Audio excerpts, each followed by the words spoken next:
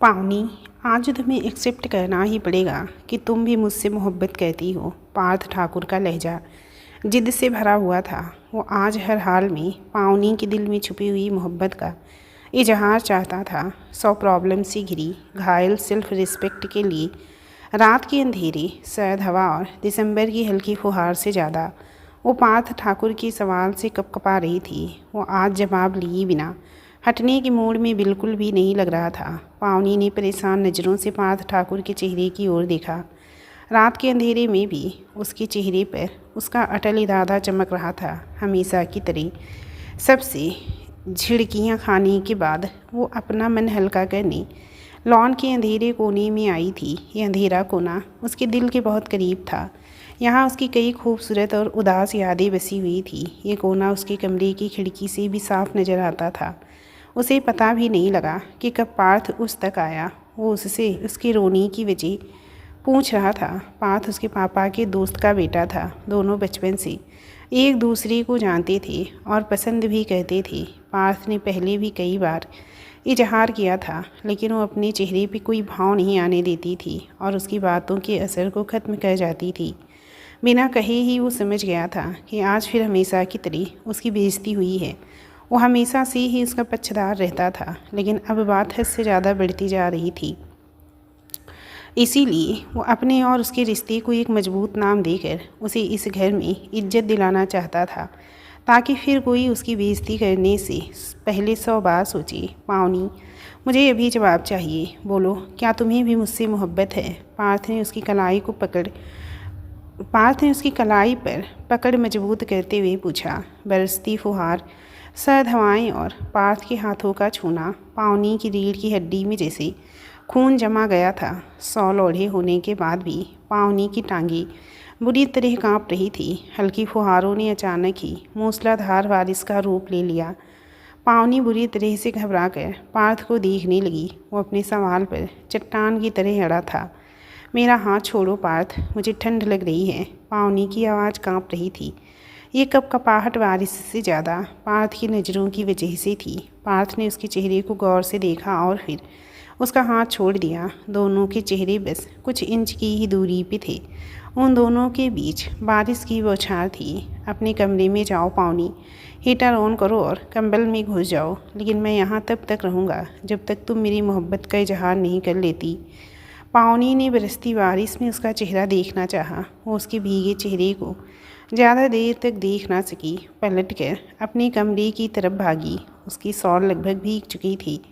उसने शॉल उतारकर कुर्सी पे फैलाई और गीले बालों को झटकने लगी। कमरे के गर्म माहौल ने उसकी कपकपाती हड्डियों को काफ़ी राहत पहुंचाई। हो क्या गया है पार्थ को? उसकी आंखों की दीवानगी याद करके उसका दिल कांप गया। पागल इंसान, गलत जगह दिल लगा रहा है। उदासी से बोलते हुए वो अपनी आंखों की नमी को पलकें झपका कर छुपाने लगी। जिस बात को मैं अकेले में खुद से एक्सेप्ट करने से डरती हूँ, वो उसके सामने करूँ। मैं अपना प्यार एक्सेप्ट करूँ पार्थ के सामने। वो बेचैनी से कमरे में टहलने लगी। आंटी को भनक भी लग गई तो बवाल मचा देंगी। पार्थ को तो कोई कुछ नहीं बोलेगा, लेकिन मेरी चमड़ी उधेड़ दी जाएगी। पहले तो शायद मैं इकरार कर भी लेती, मगर अब वो अपने हाथों की लकीरों को देखने लगी। जाने तुम इन लकीरों में हो भी या नहीं पार्थ ठाकुर। आंसू उसकी आंखों से बहना शुरू हो गए थे। जाने किस भावना में आकर उसने पर्दा हटाया और खिड़की खोली। ठंडी तेज हवाएं उसके बालों को उड़ाती कमरे को वाइब्रेट सा कर गई। वो सर्द हवा से कांप गई, ये सोचकर कि पार्थ जा चुका होगा। उसने एक बार तसल्ली के लिए उस कोने की तरफ देखा और धक से रह गई। अपनी खास बेंच से कमर टिकाए और हाथों को दाएं बाएं रखे। खुद उसकी नज़रें तेज़ बारिश में भी उसकी खिड़की पर ही थी, जैसे उसे पूरा भरोसा था कि ये खिड़की ज़रूर खुलेगी। पावनी खिड़की पे हाथ रखी दीवार से लग गई। उसे पार्थ की दीवानगी से डर लगने लगा था।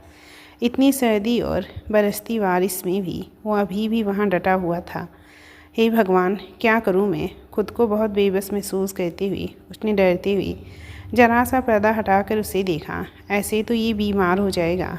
वो लाचारी से कभी अपनी उंगलियां मरोड़ने लगती तो कभी बेचैनी से कमरे में चक्कर काटने लगती। बीच बीच में पर्दा हटाकर देख भी लेती थी। वो पहले की तरह ही वहाँ मौजूद था। साबित क्या करना चाहता है ये इंसान आखिर? पावनी को उसकी जिद पे गुस्सा आने लगा था। पहले ही क्या कम मुश्किलें हैं मेरी ज़िंदगी में जो ये इंसान उन्हें और बढ़ाने में लगा हुआ है। उसके गुस्से का ग्रह बढ़ता ही जा रहा था। कुर्सी से शॉल खींचकर कंधे पे डालते हुए वो तेज़ी से कमरे से बाहर निकली। पार्थ उसे भागते हुए खुद तक आते देखता रहा। भाग कर आने के बाद भी वो ठीक ठाक भीग गई थी। बारिश भी अब पहले से तेज़ हो चुकी थी। पावनी के चेहरे पे गुस्सा साफ झलक रहा था। शॉल कंधे से उतार कर ज़मीन पर झूल रही थी। वो पार्थ के सामने आ खड़ी हुई। अचानक ज़ोर से बिजली चमकी और वो एक पल के लिए सहम सी गई। पार्थ का चेहरा सफ़ेद हो रहा था। पावनी को अपनी तरफ आता देख वो सीधा खड़ा हो गया। फालतू की जिद करके क्यों तकलीफ़ दे रहे हो मुझे? वो बेहद गुस्से में थी। वो धीरे से मुस्कुरा दिया। तुम्हें क्यों तकलीफ़ होने लगी? वो अनजान बनते हुए पूछने लगा। पावनी ने गुस्से में कोई सख्त बात बोलनी चाहिए लेकिन उसके होंठ कपकपा कर रह गए। पार्थ ठाकुर ने उसके अधखुले होंठों पे गिरती बारिश की बूंदों को बड़ी दिलचस्पी से देखा। मुझसे ज़्यादा खुशकिस्मत तो ये बूंदें हैं। वो उसे गुस्से से घूरना चाह रही थी पर बारिश की बूंदें आंखों में ज़्यादा देर खुला ही नहीं रहने दे रही थी। अंदर आओ, बीमार पड़ जाओगी। थोड़ी देर में ही उसके कसबल निकल गए थे। पार्थ को तो घंटा भर होने वाले थे। तुम्हें मेरी चिंता करने की ज़रूरत नहीं है, साफ जवाब आया। पार्थ, ये पागलपन छोड़ो। दुश्मनी कर रहे हो खुद से। वो तंग आकर बोली। तुम्हारे साथ दुश्मनी नहीं कर रहा ना। जाओ अपने कमरे में और पर्दे के पीछे से नज़ारा करती रहो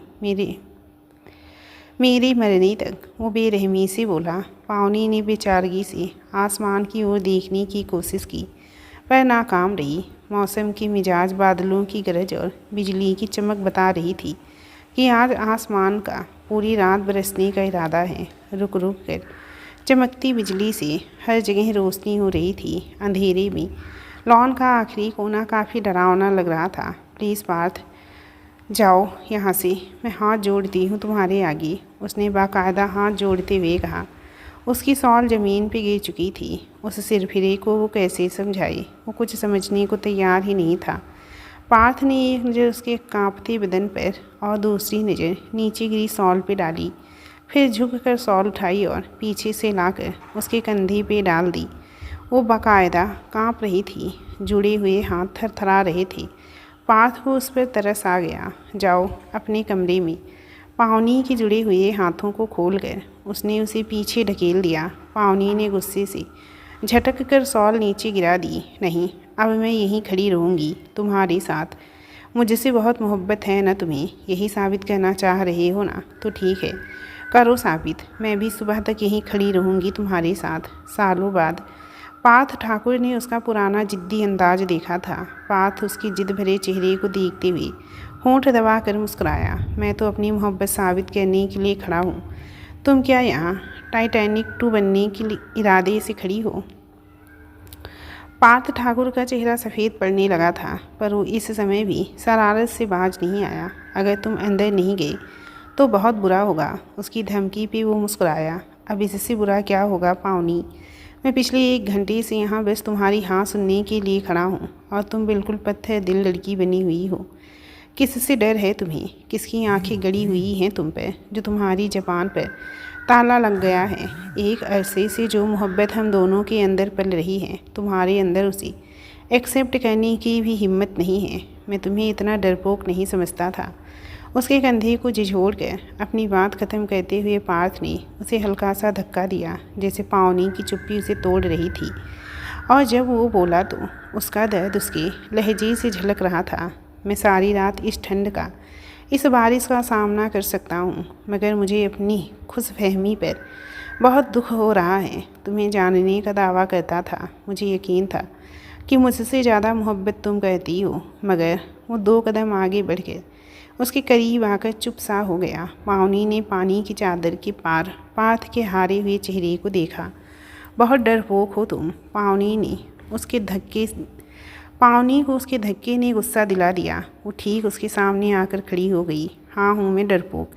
ताले लग गए हैं मेरी ज़बान को और तुम भी अच्छे से जानते हो कि ये ताले क्यों लगे हैं। अपने ही बाप के घर में कैसी ज़िंदगी बिता रही हूँ ये भी अच्छे से जानते हो तुम। कोई नहीं है यहाँ मेरा जो मेरे लिए ज़बान खोले और तुम मुझसे हाँ सुनना चाहते हो। हाँ हो गई है तुमसे मोहब्बत, बचपन से ही कहती आ रही हूँ, लेकिन अब हो गई तसल्ली। क्या करेंगे अब, बोलो। हाँ हो गई तुम्हारी जिद पूरी। आवेश में आकर उसने ये सब बोल ही दिया। अगर उसे पार्थ की चिंता नहीं होती तो वो कभी ये बात अपने मुंह से नहीं निकालती। पावनी की आंखों से आंसू बहने शुरू हो गए थे, जो इतनी ज़ोरदार बारिश में भी पार्थ से छिपे ना रह सकी। वो अपने ही घर में परायों के जैसा बर्ताव सह रही थी और अब टूटने लगी थी। पार्थ के फेस के एक्सप्रेशन एकदम से बदले थे। वो इतने भरे पूरे घर में रहने के बावजूद भी बहुत तन्हा, बहुत अकेली लग रही थी। पार्थ ने उसके बाजुओं को पकड़कर उसे अपने करीब किया। ना तुम्हें पहले चुप रहने की ज़रूरत थी और अब तो बिल्कुल भी नहीं है। मैं बहुत जल्द तुमसे शादी करूँगा और फिर तुम्हारी तरफ आँख उठाकर देखने की भी हिम्मत नहीं होगी किसी की। पावनी भी यकीनी से पार्थ को देख रही थी। उसका अपना सगा बाप जो नई पत्नी को पाकर अपनी ही बेटी को भुला बैठा था, और वो जो दोस्त था बचपन से और उसके दिल में बसता था, उसे उसके अपने ही घर में मान सम्मान दिलवाने की बात कर रहा था। भरोसा है मुझ पर? पार्थ ने यकीन के साथ उससे पूछा। बुरे हालातों के रहमो करम पर पड़ी पावनी का दिल भर आया। इतने मान और मोहब्बत पर वो फूट फूट कर रो पड़ी। मुश्किल से हाँ में सिर हिलाते हुए वो रोए जा रही थी। उसे ऐसा महसूस हो रहा था जैसे भीड़ में किसी अपने का चेहरा दिख गया हो। पार्थ को ये डरी सहमी सी लड़की जो कभी बहुत चंचल व तेज हुआ करती थी, अपनी जान से भी ज़्यादा प्यारी थी। सर्दी से कपकपाने के बावजूद पावनी के अंदर एक सुकून उतर आया था। पार्थ ठाकुर ने अपने प्यार, मान और भरोसे को उसे सौंप कर उसे मोहब्बत के घेरे में कैद कर लिया था। अचानक जोर से बिजली चमकी और एक पल के लिए सारा लॉन चमक उठा था। कोई था जिसने इस मंजर को गौर से देखा था। लड़की, अब अंदर आओ वरना कुल्फी बन जाओगी। कितनी ज़ोर से काँप रही हो, पार्थ ने नरमी से कहा। वो उसे ही देख रहा था। पावनी का चेहरा झुका हुआ था। क्या हुआ? उसने पावनी की ठुड्डी ऊपर उठाते हुए पूछा। जवाब में वो नजरें चुरा गई। मुस्कुराते हुए पार्थ ने सॉल उठाई थी। सॉल अच्छे से झटकने के बाद उसके कंधे पर डाली और नरमी से उसका हाथ थाम कर कॉरिडोर की तरफ बढ़ गया। पार्थ ठाकुर हाथों को आपस में रगड़ते हुए किचन में दाखिल हुआ। उसने ब्लू जीन्स पर ग्रे हाई नेक पहन रखी थी जो उसके लंबे कद पर बहुत जच रही थी। किचन में पावनी को देखकर उसे खुशी और हैरत का मिला जुला एहसास हुआ। उसने भी कपड़े बदल लिए थे। ग्रे सूट पर ब्लैक शॉल उसके कंधे पर पड़ी थी। उस खूबसूरत से इजहार के बाद इतनी जल्दी उसे देखना पार्थ की रगों में सुकून सा दौड़ा गया था। इसे कहते हैं दिल से दिल को राह। मुझे कॉफ़ी पीने की इच्छा यहाँ तक ले आई और देखो तुम भी कॉफ़ी ही बना रही हो। वाह! उसकी आवाज़ पे पावनी ने एकदम से गर्दन घुमाकर देखा था। वो आंखों में नई चमक लिए हुई उसे ही देख रहा था। रात की बातों को याद करके वो उसकी नज़रों का सामना ना कर सकी। किचन का काम बाकी था, वही निपटा रही हूँ। सबने चाय की फरमाइश की थी, वो दे आई हूँ, पावनी ने कॉफ़ी बनाते हुए कहा। सब हॉल में बैठे गप्पे लगा रहे थे। ये पार्थ ने देख लिया था। सबका ख्याल है मेरे अलावा, उसने बनावटी नाराज़गी से कहा और अपनी नज़र खिड़की से बाहर जमा ली जहाँ अभी भी जोरों की बारिश हो रही थी। जानती हूँ तुम्हें सर्दी में चाय से ज़्यादा कॉफ़ी पसंद है, मैं देने आ ही रही थी। पावनी ने उसके गुस्से को सीरियसली ले लिया कि शायद वो इग्नोर होने पर सच में नाराज़ हो गया है। पार्थ को पावनी के हाथ की बनी कॉफ़ी बहुत पसंद थी। वो उससे ही बनवा कर पीता था। कॉफ़ी के मग के साथ पावनी ने एक प्लेट में उबले हुए अंडे भी उसके सामने रखी। पार्थ ने सवालिया निगाहों से उसे देखा। इससे सर्दी लगने के चांस कम हो जाएंगी। इतनी देर तक बारिश में बेकार ही भीगते रहे हो। दूसरी चेयर पर बैठकर वो अंडों को छिलके उतारने लगी। बेकार? उसने पावनी की कुर्सी पर बाजू फैलाते हुए हैरत से कहा। अरे बेस्ट टाइम और सीन था मेरी ज़िंदगी का वो, जिसमें एक डरपोक लड़की ने अपना प्यार एक्सेप्ट करने में इतनी देर लगा दी। पावनी के चेहरे पे गुलाबीपन उतर आया था, होठों पर सरवीली मुस्कान छा गई। पार्थ दिलचस्पी से उसके चेहरे को देखते हुए, बैठो ना, साथ में कॉफ़ी पीते हैं। अंडों को चाकू की मदद से 2 हिस्से में करके उस पर नमक और काली मिर्च छिड़क कर पावनी ने प्लेट पार्थ की तरफ खिसका दी और उठ गई। पार्थ ठाकुर ने एकदम से उसका हाथ थाम लिया। कोई आ जाएगा प्लीज़, पावनी ने डरते हुए कहा। उसका डर बेवजह भी नहीं था। किसी के कदमों की आहट किचन की तरफ आती जा रही थी। पावनी ने जल्दी से अपना हाथ छुड़ाकर गैस की तरफ मुड़ गई। वंदना ने किचन के दरवाजे पर खड़ी होकर अंदर का नज़ारा देखा। पावनी काउंटर साफ कर रही थी और पार्थ ठाकुर कॉफ़ी की सिप ले रहा था। तुम इस वक्त यहाँ क्या कर रहे हो? वंदना ने चुपते हुए लहजे में पूछा। किचन में क्रिकेट तो खेलने से रहा मौसी जी। पार्थ ठाकुर का लहजा भी तीखा हो गया। वो तो मैं देख रही हूँ, पर कॉफ़ी तो तुम सबके साथ हॉल में भी पी सकते थे ना। वंदना की साथी निगाहें पावनी की पीठ को घूर रही थी, जिसने जानबूझकर पीठ फेर रखी थी कि कहीं उसके चेहरे से उसके प्यार का अक्स ना झलक जाए। यहाँ क्या दिक्कत है? पार्थ ठाकुर को उनकी जांचती नजरें गुस्सा दिला रही थी। इतनी सुबह सुबह तुम दोनों किचन में अकेले हो। मेरी जगह कोई भी होता तो अजीब ही महसूस करता। वंदना ने ड्राई फ्रूट्स का जान निकालते हुए बनावटी मासूमियत से कहा। पार्थ ठाकुर के भड़काने के लिए इतना बहुत था। ना पावनी इस घर में साल भर पहले आई है, ना मेरा उसका रिश्ता किसी से छुपा हुआ है। उसके सख्त तेवर देकर वंदना संभली। उन्हें बातों बातों में ही साल भर पहले आने का जता गया था। मेरे और पावनी के बारे में आइंदा कुछ बोलने से पहले सोच लीजिएगा अच्छे से। अंडे ख़त्म करके पार्थ ने प्लेट जरा जोर से खिसकाते हुए कहा। वंदना उसके स्वभाव को अच्छे से जानती थी। उसे गुस्सा बहुत जल्दी आता था। पावनी बिल्कुल चुप खड़ी थी। वैसे भी उसे वंदना की तेज जबान और मक्कार आँखों से बहुत डर लगता था। अरे गुस्सा क्यों हो रहे हो अपनी मौसी से? मैं तुम्हारे कैरेक्टर पर शक थोड़ी ना कर रही हूँ। मैं तो बस तुम्हें समझा रही थी कि भले ही तुम दोनों बचपन से साथ रहे हो, एक ही घर में पले बढ़े हो, लेकिन एक दूसरे के लिए हो तो पराए ही ना। वंदना भले ही बातों का जाल बनाने में बहुत माहिर थी, पर वो शायद भूल रही थी कि सामने भी पार्थ ठाकुर है। तुम क्या सजा के लिए खड़ी हो? अभी तक काम हो गया ना तुम्हारा? जाओ रेस्ट करो अब। पार्थ को पावनी की सहमी सूरत पर तरस आ गया था। पावनी तो वैसे भी बस इशारे के इंतजार में थी। झट से अपना मग उठाया और वहाँ से जाने लगी। पराए की भी आपने खूब कही मौसी जी। इस घर में पावनी के लिए वाकई में अगर कोई पराया है तो वो क्रिस है, जिसे आप अपने साथ दहेज में लेकर आई हैं। पार्थ की सख्त बातों को सुनते हुए पावनी ने अपने कदमों की रफ्तार और बढ़ा दी थी। वंदना को तो सर से लेकर पैर तक जैसे आग लग गई थी, लेकिन वो कुछ बोल ना सकी। आखिर सामने पार्थ ठाकुर जो था। पार्थ ने भी एक नज़र उनके तने हुए चेहरे पर डाली और अपनी कॉफ़ी का मग उठाकर किचन से निकल गया। पार्थ ठाकुर पहले वंदना की बहुत इज्जत करता था। वो उसकी इकलौती सगी मौसी जो थी, जिन्होंने पिछले साल ही अपने पति से डिवोर्स ले लिया था। उनके 3 बच्चे थे, 2 लड़कियां और 1 लड़का। एक लड़की की शादी भी हो चुकी थी। दूसरी बेटी पावनी की उम्र की थी और उससे बड़ा क्रिस था। डाइवोर्स लेते समय ना उन्होंने अपने बच्चों का सोचा, ना अपनी उम्र का। सोने पे सुहागा तो ये हुआ कि पावनी की माँ मालती के अचानक गायब हो जाने के बाद पार्थ की माँ आरती जी ने अपनी बहन वंदना की शादी पावनी के पापा मयंक के साथ तय कर दी, जिसका सबसे ज़्यादा विरोध पार्थ ठाकुर ने ही किया था। पावनी के पापा भी जैसे बीवी के घर से भाग जाने से टूट गए थे। ऐसे में जब आरती जी ने उन्हें अपनी तलाकशुदा बहन से शादी करने को कहा तो उन्होंने भी इनकार नहीं किया। उस समय उन्हें पावनी का ख्याल भी नहीं आया, जो आरती जी और उनकी बहन के मुंह से अपनी माँ के घर से भाग जाने के ताने सुनते हुए छिपती फिरती थी।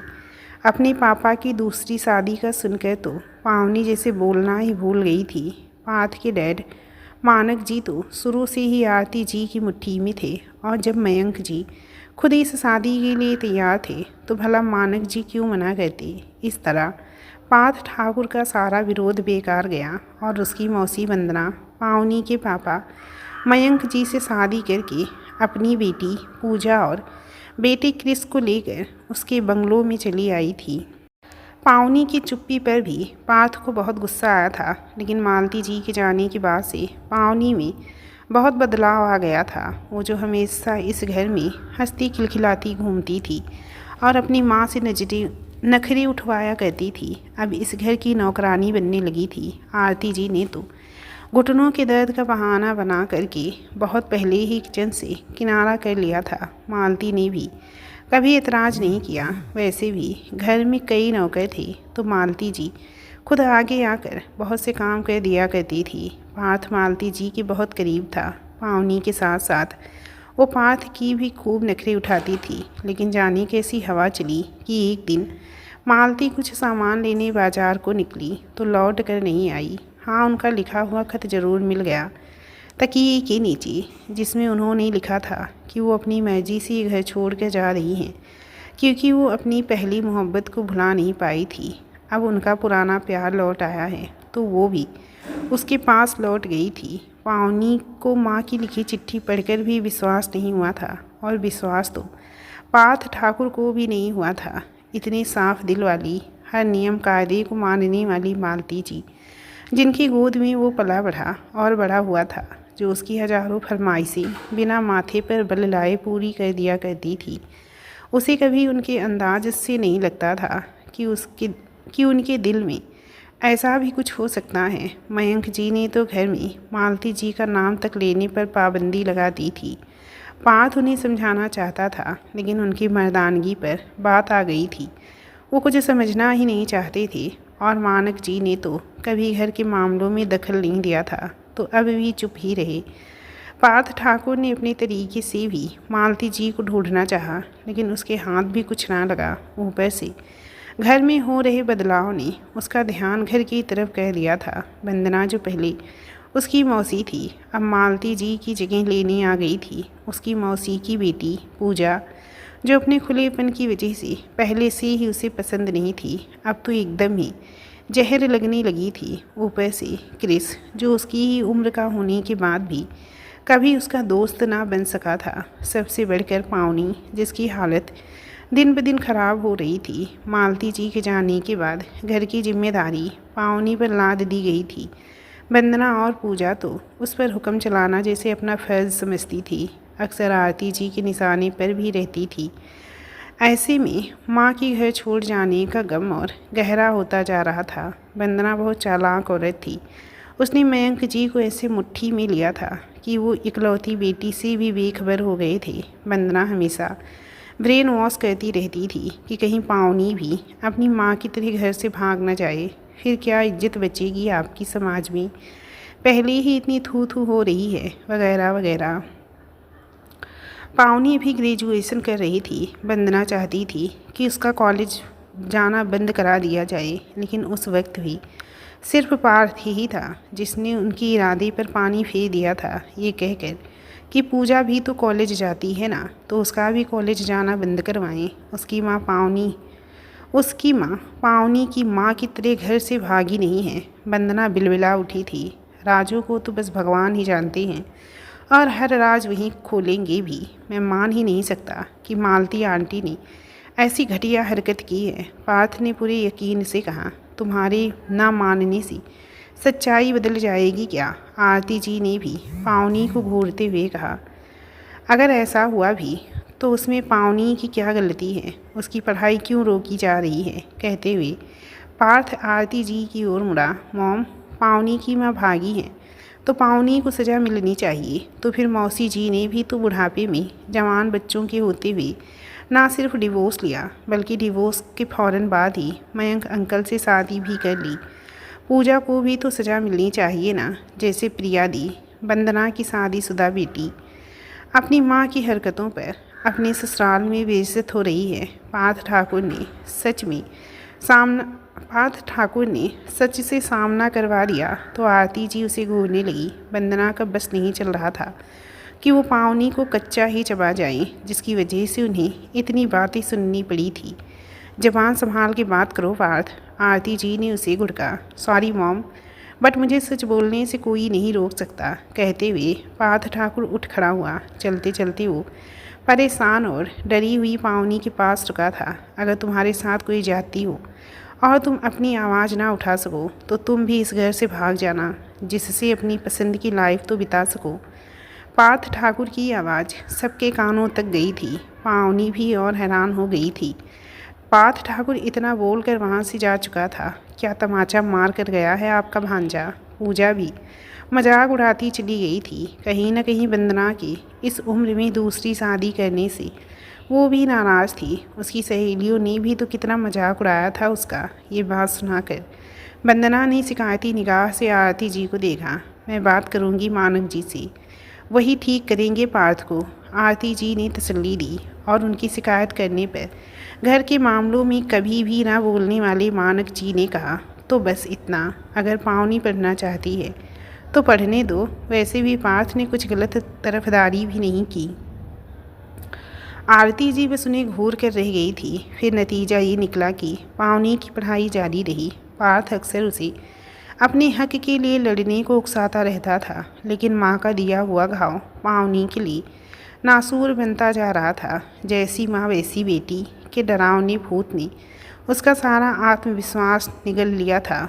वो जो बहुत जिंदा दिल और अपनी बात पर कायम रहने वाली हुआ करती थी, आज उसकी ज़बान अपने ही हक के लिए भी नहीं खुलती थी। खामोशी और तन्हाई उसके वजूद का हिस्सा बनने लगी थी। ऊपर से क्रिस की नजरें और बातों से वो और सहमी सी डरने लगी थी। सबको उसकी याद बस काम के समय ही आती थी। अपने ही घर में नौकरों जैसी ज़िंदगी जीने को मजबूर हो गई थी वो। कॉलेज से आने के बाद से जो काम में लगती तो रात की लाइट बंद करने के बाद ही फुर्सत पाती थी। सुबह का नाश्ता वंदना या पूजा बनाती थी। इस बात पर भी उनका पारा चढ़ा रहता था और बड़बड़ चालू रहती थी। उनके तानों से परेशान होकर पावनी ने कॉलेज जाने से पहले भी कई कामों को करना चाहा, लेकिन पार्थ ने उसे बुरी तरह झिड़क दिया था। तुम्हें भाई बनने का इतना ही शौक़ है तो किसी दूसरे के यहाँ नौकरी कर लो, जहाँ तुम्हें सैलरी भी मिलेगी। यहाँ बेकार में बिना पैसों से परेशान हो रही हो। वो उसकी खामोशी से चिढ़ने लगा था। उसके साथ हो रही जाती पर कुढ़ता रहता था। दोनों ही जानते थे कि वो एक दूसरे से मोहब्बत करते हैं, और अब पार्थ ठाकुर पावनी के मुँह से ये बात सुनना चाहता था। पावनी जो अपना भरोसा 1 साल में लगभग खो चुकी थी और अपने लिए सोचना भी बंद कर दिया था, उसके लिए पार्थ से मोहब्बत का इकरार करना आसान नहीं था। लेकिन पार्थ कितना ज़िद्दी है ये भी वो जानती थी, और अंत में पार्थ ने अपनी ज़िद मनवा कर ही दम लिया था। पावनी की रूखी फीकी ज़िंदगी में जैसे दोबारा रंग भरने लगे थे।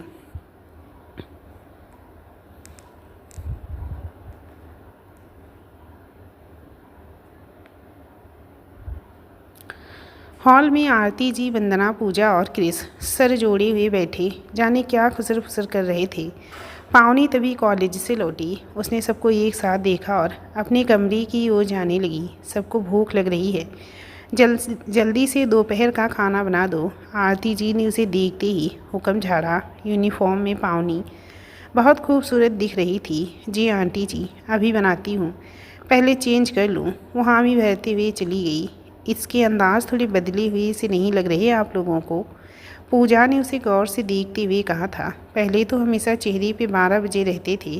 पूजा ने ही सबको ध्यान दिलाया। पावनी के कानों में भी पूजा की बात गई। सच भी था, जब से उसने पार्थ ठाकुर के प्रपोजल को एक्सेप्ट किया था, एक इत्मीनान सा उसके दिल में उतर गया था। पार्थ हर वक्त मैसेज कॉल्स करके उसकी उदासी और तन्हाई में अपनी मोहब्बत के रंग भरता रहता था। पावनी को पूरा यकीन था कि पार्थ ठाकुर के नाम से जुड़ने के बाद एक बार फिर वो इस घर में इज्जत व सम्मान पा लेगी। पार्थ की मोहब्बत और साथ का ही असर था जो अब उसे इन लोगों की बातों का ज़्यादा असर नहीं पड़ता था, वरना वो खुद को अकेला समझकर हमेशा आंसुओं से तकिया भिगोती रहती थी। लेकिन पार्थ की धीमी आवाज़ किसी न किसी बहाने से पावनी का ध्यान रखना पावनी को आत्मविश्वास से भरता जा रहा था। अब ये परिवर्तन सबको महसूस होने लगा था। पावनी ने अब थोड़ा सावधान रहने का सोचा और कपड़े बदल कर आई तो देखा कि वो सब दोबारा सर जोड़े बैठे फुसर फुसर कर रहे थे।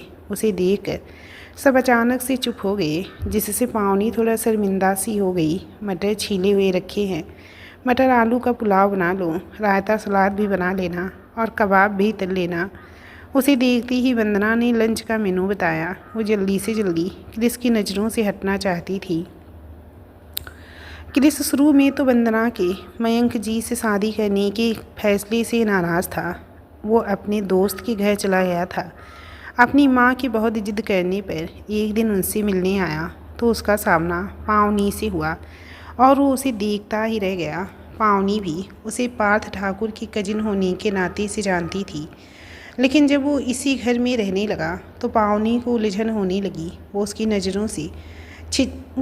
नज़रों और छिछोरी बातों से डरने लगी थी, लेकिन मजबूर थी कि शिकायत करती भी तो किससे। वैसे तो अब देखा जाए तो वो उसका भाई हुआ, लेकिन कहते हैं ना कि जब दिल और दिमाग में गंदगी भरी हो तो खून के रिश्ते भी बेईमानी हो जाते हैं। यहाँ तो सौतेला रिश्ता था, फिर क्या उम्मीद की जा सकती थी। मटर आलू पुलाव दम पर थे। रायता बनकर फ्रिज में रख चुकी थी। कबाब फ्राई हो रहे थे और वो तेज़ी से सलाद काटने में लगी थी जब पार्थ ठाकुर का मैसेज आया। वो इस टाइम पर ऑफिस में होता था। उससे कॉलेज से लौट आने के बारे में पूछ रहा था। मैं भी खाऊंगा मटर पुलाव, क्या कर रही हो के जवाब में उसने लंच के बारे में बता दिया था। पुलाव का सुनकर पार्थ के मुंह में पानी आ गया था। वो जानती थी कि ये उसकी फेवरेट डिश है। आ जाओ लंच पर, पावनी ने मुस्कुराते हुए जवाब लिखा था। नहीं यार, इंटरव्यू चल रहा है, कैंडिडेट्स बाहर वेटिंग में हैं। तुम एक काम करो, किसी नौकर से भिजवा दो। पार्थ ठाकुर ने अपनी प्रॉब्लम बताते हुए सल्यूशन भी दे दिया। हाँ, ये ठीक रहेगा, लेकिन आंटी से फ़ोन करके खुद ही कह दो। मैं नहीं कह सकती। पावनी ने अपनी परेशानी बताई। अगर वो अपनी मर्जी से नौकर के हाथ खाना भिजवाती तो बात खुलने पर उसे सबकी बातों और नज़रों का सामना करना पड़ता। बहुत डरपोक हो। ठीक है, मैं मॉम को कॉल कर देता हूँ। अब मैं इंटरव्यू ले लूँ? कैंडिडेट डरी हुई नज़रों से मुझे ही देख रहे हैं। मैसेज पढ़ के पावनी मुस्कुराने लगी। वाह, खुशबू तो बहुत अच्छी आ रही है। क्रिस नाक सिकोड़ता हुआ किचन में दाखिल हुआ। पावनी एक पल के लिए तो डर गई। मोबाइल साइड में रखकर उसने पुलाव चेक किया। तुम इतना टेस्टी खाना बनाती हो कि दिल करता है तुम्हारे हाथ चूम लो। क्रिस ने मुस्कुरा कर उसके हाथों को देखा। पावनी घबरा कर बर्तनों की रैक की तरफ चली गई। आप सबको बुला लीजिए, खाना बन चुका है। उसे अब उलझन होने लगी थी। आ जाएंगे सब। तुम मुझसे इतना डरती क्यों हो? वो आगे बढ़ते हुए बोला था। वो उल्टे कदम से पीछे हटी। घबराहट में गरम पुलाव का कुकर उसकी कोहनी से छू गया। उसके मुंह से सिसकियाँ निकल गई। दिखाओ, कहाँ जला लिया हाथ? क्रिस ने उसका हाथ थामना चाहा। पीछे हटो। अगर तुमने मुझे हाथ लगाया तो मैं शोर मचाकर सबको बुला लूँगी। पावनी ने उसे धमकी दी। क्रिस ने आंखें फाड़ कर उसकी ओर देखा। पूजा सही कह रही थी। वो अब सच में बदल रही थी, वरना पहले तो चुपचाप इधर उधर हो जाती थी, लेकिन आज तो बाकायदा धमकी दे रही थी। तेरे शोर मचाने से क्या होगा? मैंने कौन सा तेरा दुपट्टा खींचा है? ये तेरी इज्जत पे हाथ डाला है। क्रिस मक्कारी से हंसा। पावनी को उसकी बातों और निगाहों से घिन आने लगी। वो उसके मुंह नहीं लगना चाहती थी, तो तेज़ आवाज़ से सबको बुलाने लगी। आंटी जी, खाना लग गया है, आ जाइए सब लोग। ऊंची आवाज़ में बुलाते हुए उसने डाइनिंग टेबल पर बर्तन लगाना शुरू कर दिया था, क्योंकि वो काम किए बिना वहाँ से जा भी नहीं सकती थी। बहुत अकड़ रही है ना, जल्दी ही तेरे पर काटने वाले हैं। क्रिस ने मुस्कुराते हुए अजीब से अंदाज में कहा। उसके अंदाज ने पावनी के दिल में अजीब सा डर पैदा कर दिया था। क्या कहना चाहता था वो? जाने उसके दिमाग में क्या चल रहा था, क्या चल रहा है क्रिस और बाकी सबके दिमाग में, ये जानने के लिए जुड़े रहिएगा इस कहानी से। कहानी आपको कैसी लगी प्लीज़ कमेंट करके ज़रूर बताइएगा। नेक्स्ट चैप्टर आप लोगों के कमेंट लाइक पर डिपेंड है। जैसा आप लोग इस कहानी को रिस्पॉन्स अपना प्यार देंगे, उसी तरह से ये कहानी आगे बढ़ेगी।